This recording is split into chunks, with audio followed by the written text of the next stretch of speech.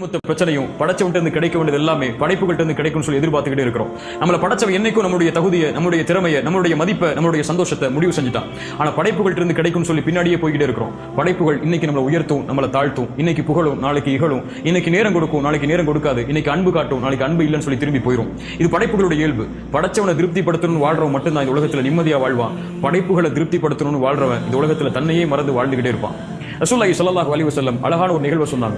ஒரு மனிதன் வேகமா போர்க்களத்துக்குள்ள தூசி படிந்த முகத்தோட பரட்ட தலையோட போர்க்களத்துக்குள்ள வேகமா நுழைறான். அவனுக்கு முதல் வருஷம் தான் இடைவெளி, முதல் வருஷம் தான் கிடைக்கும், முதல் வரிசையில நிப்பான். கடைசி வருஷம் தான் அந்த போர்ல கடைசி வரிசையில நிப்பான். அந்த போர்க்களத்தில் இருக்கிறவங்கள்ட்ட உதவி கேட்பான், உதவி மறுக்கப்படும், நிப்பான்.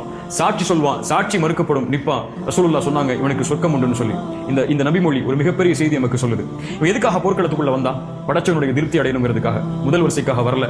கடைசி வரிசை கடைசால நிக்கிறான்னா இவன் முதல் வரிசைக்காக வரல. உதவி கேட்கிறான், மறுக்கப்படுது, உதவி ஏற்றுக்கொள்ளப்படணுங்கிறதுக்காக வரல. சாட்சி சொல்றான், நிராகரிக்கப்படுது, இவன் சாட்சி ஏற்றுக்கொள்ளப்படணுங்கிறதுக்காக வரல.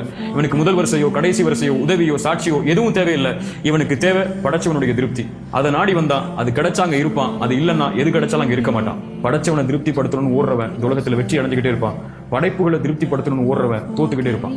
ஒன்னே ஒண்ணு மட்டும் உள்ளத்துக்குள்ள சொல்லிக் கொள்ளுங்க, இறைவா நான் பாவத்திலிருந்து விலகிறேன், உன்னை நோக்கி வர்றேன், என்னோட உன் திருப்தி போது எனக்கு, அதுக்காக வாழ்றேன். யார் இந்த உலகத்துல என்னை பத்தி என்ன பேசினாலும் என்ன கருதினாலும் சரி, அதை பத்தி எனக்கு கவலை இல்லை.